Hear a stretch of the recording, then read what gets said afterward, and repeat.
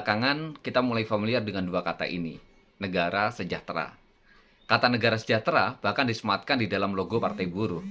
Bahkan, partai yang menegaskan dirinya sebagai partai kelas pekerja ini menjadikan negara sejahtera sebagai cita-cita di dalam perjuangannya. Pertanyaannya, apa yang dimaksud dengan negara sejahtera? Untuk menjawab pertanyaan ini, mari simak paparan Ketua Bidang Ideologi dan Kaderisasi Partai Buruh, Adityo Fajar.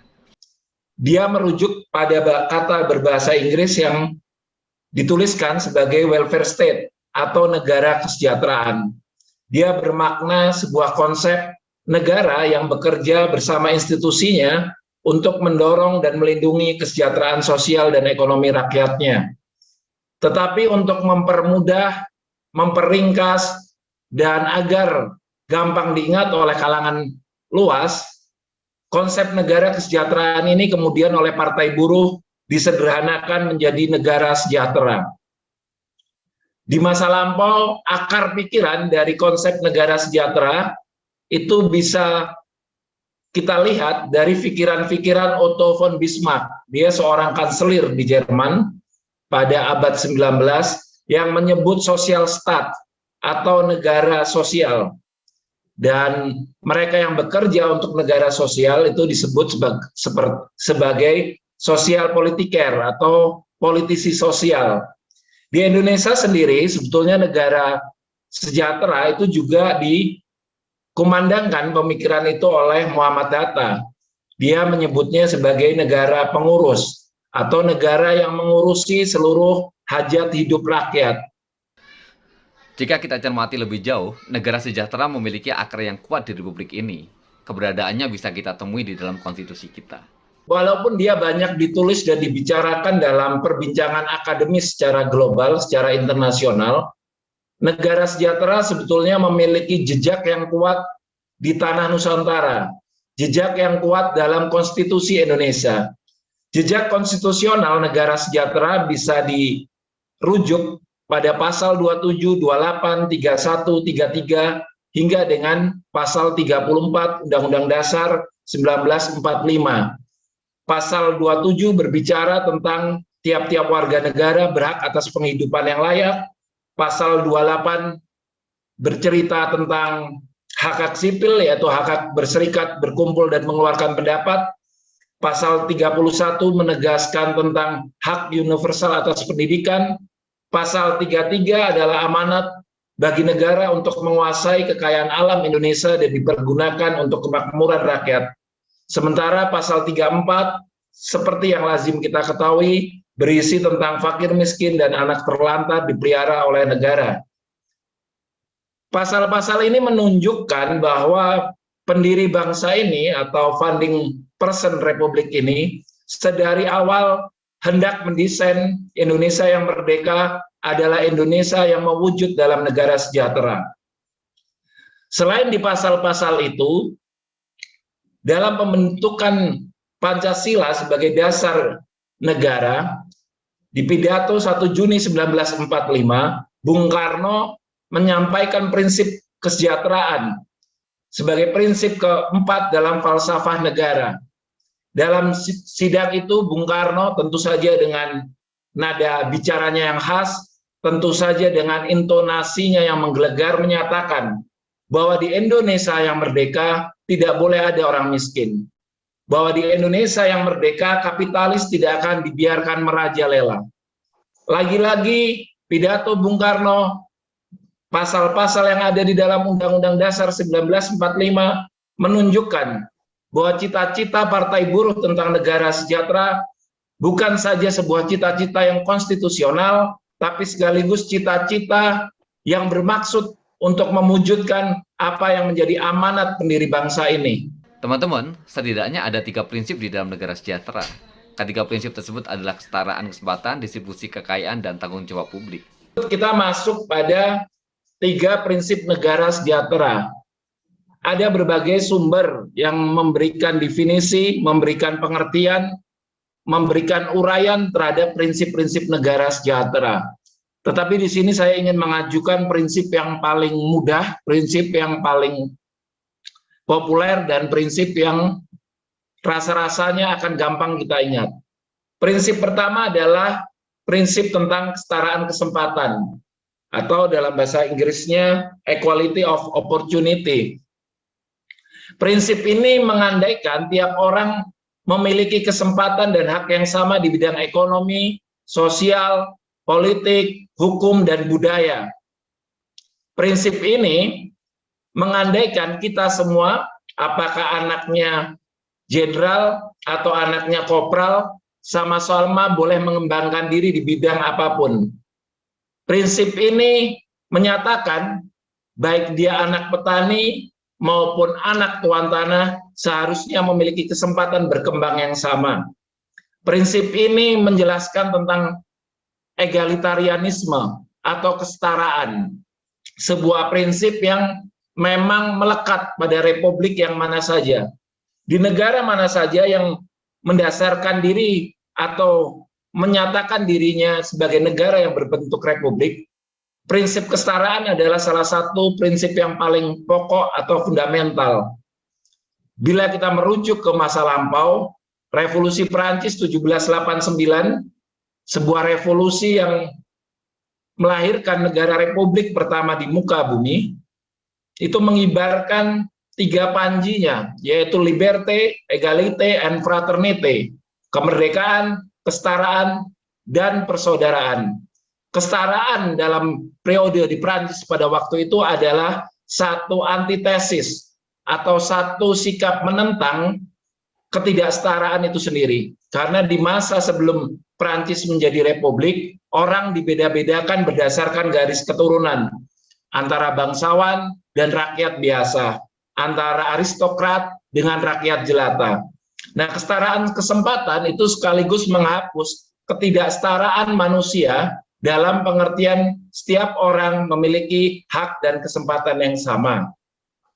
Tetapi apakah kesetaraan kesempatan itu adalah frasa yang mudah diterapkan? Pada faktanya tidak. Dia merdu untuk didengarkan, tapi rasa-rasanya masih pahit untuk kita lihat dalam kenyataan. Di dalam teori yang ditulis oleh Alex Perving tentang sosial demokrasi dan negara sejahtera, poin penting tentang kesetaraan kesempatan adalah soal titik berangkat atau starting point.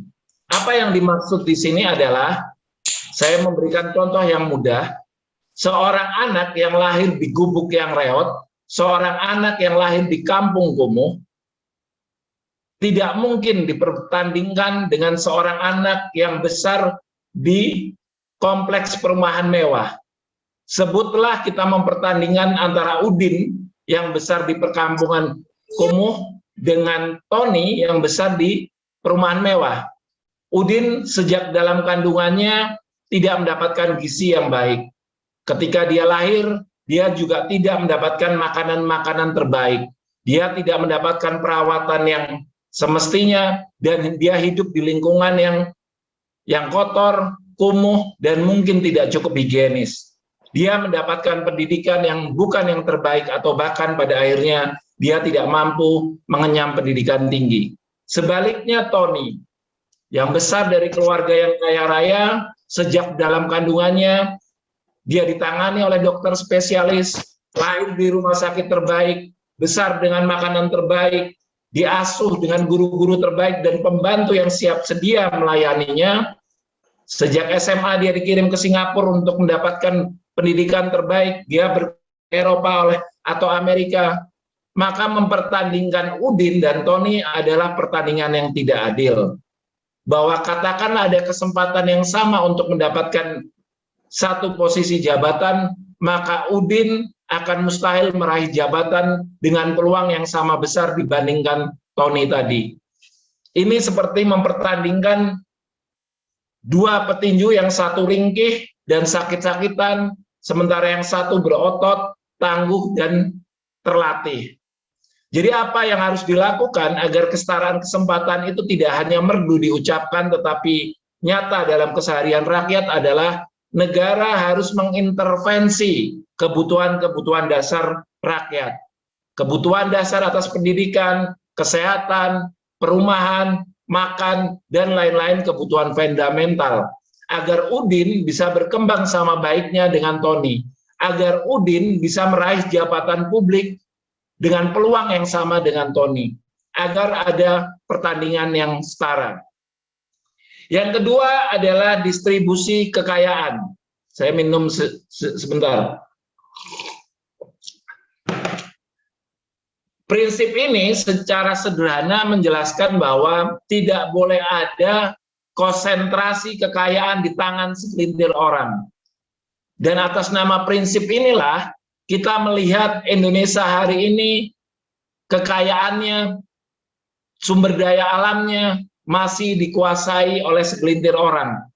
Sesuatu yang belakangan tahun kita sebut sebagai oligarki, yaitu sekelompok kecil yang super kaya, yang bisa mengendalikan politik, yang bisa mengendalikan kebijakan ekonomi, yang bahkan bisa menentukan siapa presiden ke depan.